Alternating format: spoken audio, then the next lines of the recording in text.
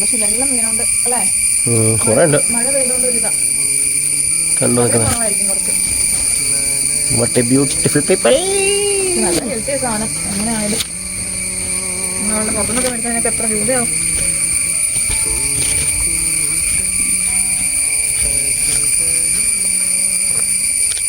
എങ്ങും ചീവീടുകളുടെ സൗണ്ട് മാത്രം. 2 ദിവസമായി പറിച്ചിട്ട് 2-3 ദിവസമായി പറിച്ചിട്ട് അതുകൊണ്ട് കുറേ ഉണ്ട് കേട്ടോ. ഞാൻ കഴിക്കത്തില്ലായിരുന്നു. ചുമ്മാ എവിടെയെങ്കിലും നിൽക്കണമെന്ന് വെറുതെ കൗതുകത്തോടു കൂടി ചുമ്മാ ഒരെണ്ണമൊക്കെ പറിക്കും. അല്ലാണ്ട് ഇങ്ങനെ എപ്പോഴും പറിച്ചു നിന്നിട്ടൊന്നുമില്ല. പക്ഷേ സംഭവം ഭയങ്കര ഹെൽത്തി അല്ലേ? എവിടെ കണ്ടാലും ഞാൻ പറിച്ചു. അത് വീട്ടിൽ ഇഷ്ടം പോലെ ഉണ്ടായിരുന്നു. ഇത്ര വലിപ്പമില്ല, ചെറിയ സൈസാ. പക്ഷെ ദൂരം ഉണ്ടാകുമെന്നറിയാമല്ലോ. ചെറിയ കറ്റവാഴ ഉണ്ടോ വെച്ചാൽ അതിപ്പോൾ അങ്ങനെ വളർന്നുണ്ടോ? പക്ഷെ മണ്ണിട്ട് കൊടുക്കണം ചോട്ടില്.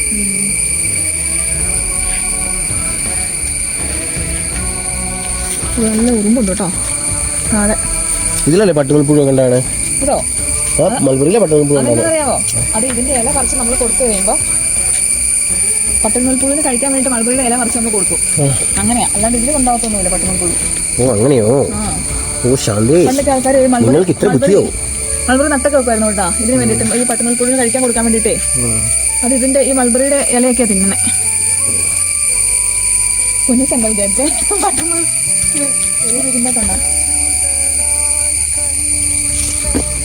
ആഹാ കണ്ടോ ഗൈസ്, ഇഷ്ടം പോലെ ഇഷ്ടം പോലെ ഇഷ്ടം പോലെ. നിങ്ങൾ ഓർക്കും എവിടെ നിന്ന് ഈ സൗണ്ട് കേൾക്കുന്നത്? ഇവിടെ നിന്നൊക്കെയാണ് ഈ സൗണ്ട് കേൾക്കുന്നത്. കണ്ടോ, ഇത് നമ്മുടെ അതിലെ ഇതിലെ ഒരു വഴി, ഇത് അവരുടെ അതിലെ മൊത്തം വനം. കണ്ടോ,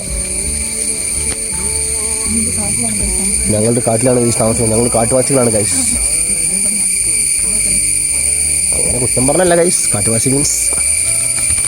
ഇതിലോട്ടെ ഗോതമ്പ് ദോശയാണോ ഇന്ന് കാപ്പിക്കുക?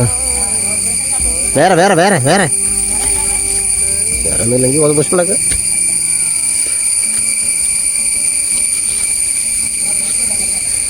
മേളിലൊക്കെ കിടപ്പുണ്ട്, ഒന്നും പറിക്കാൻ പറ്റത്തില്ല ഗൈസ്.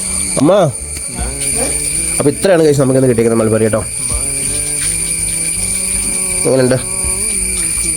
പിന്നെ ശരി, ടാറ്റാ.